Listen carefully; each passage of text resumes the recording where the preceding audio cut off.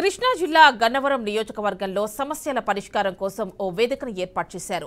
స్థానిక ఎమ్మెల్యే యార్లగడ్డ వెంకట్రావు ఆధ్వర్యంలో జిల్లా కలెక్టర్ డికే బాలాజీ అధ్యక్షతన ఈ సమావేశం ఏర్పాటు చేశారు. సమస్యలు తెలిపేందుకు 3 మండలాల నుండి భారీగా ప్రజలు తరలివచ్చారు. సమస్యలు ఎక్కువగా ఉన్నాయని తెలపడంతో మండలాల వారీగా కేంద్రాలు ఏర్పాటు చేస్తున్నామన్నారు. ఈ సందర్భంగా ఎమ్మెల్యే యార్లగడ్డ మాట్లాడుతూ నియోజకవర్గ సమస్యలు పరిష్కారం కోసం ఈ వేదిక ఏర్పాటు చేస్తున్నామన్నారు. ఈ కార్యక్రమంలో గుడివాడ ఆర్టీఓ పద్మావతి వివిధ శాఖల అధికారులు పాల్గొన్నారు. నమస్కారం. రాబోయే రోజుల్లో ప్రజా సమస్యలు ఎలా పరిష్కరిస్తానో వస్తే మీరు విత్డ్రా చేసుకోవాల్సిందని భావిస్తున్నాం. ప్రజా సమస్యలను పరిష్కరిద్దామని కలెక్టర్ గారితో జిల్లా యంత్రాంగాన్ని మొత్తం తెలిసి గన్నవరం నియోజకవర్గం 3 మండలాలతో మచిలీపట్నం జిల్లా కింద ఉన్న ఈ 3 మండలాలతో ఈరోజు గ్రీవియన్స్ డే పెట్టా. గతంలో ఎప్పుడైనా పెట్టినారా?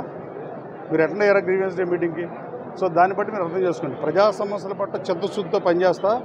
గన్నవరం నియోజకవర్గ అభివృద్ధి కోసం నా 5 సంవత్సరాల పదవీ కాలాన్ని ప్రజలకు చాకరీ చేస్తాక పనిచేస్తాను.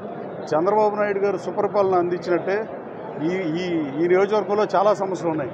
పోలవరం కుడి కాలువను ఏలూరు కెనాలతో అనుసంధానం చేద్దామంటే 15,60,00,000 రూపాయలు యనమల రామకృష్ణ గారు శాంక్షన్ చేస్తే ఇవాళ అది ప్రాజెక్ట్ నిర్మాణ వ్యయం 32 కోట్లు పెరిగింది, అంటే డబుల్ అయింది. ప్రపంచ బ్యాంక్ నిధుల నుంచి చేసిన ఆ వడ్డీ కూడా అంత పెరగదు. పాలకులు నిర్లక్ష్యంగా ఉండి పాలకులు పనికిమాలినట్లయితే ప్రభుత్వ వ్యయాలు పెరిగిపోతే ఎంత నష్టం జరుగుతుంది ప్రజలకు అనేది మీరు తెలియాల్సిన అవసరం ఉంది. అలాగే వైసీపీ ప్రభుత్వం వై నాట్ 175 అంటే why don't you try for 175 తెలుగుదేశంకి చెప్పిందని మాకు అర్థం అవ్వలేదని నేను భావిస్తున్నాను.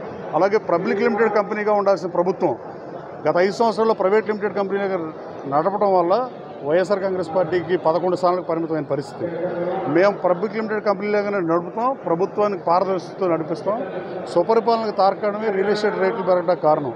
నేను ఎన్నికల ముందు కూడా చెప్పాను, యువతకు ఉపాధి అవకాశాలు రావాలన్నా, పరిశ్రమలు రావాలన్నా, నిరుద్యోగ యువతకు అవకాశాలు కలగాలన్నా పడిపోయిన ఆస్తులు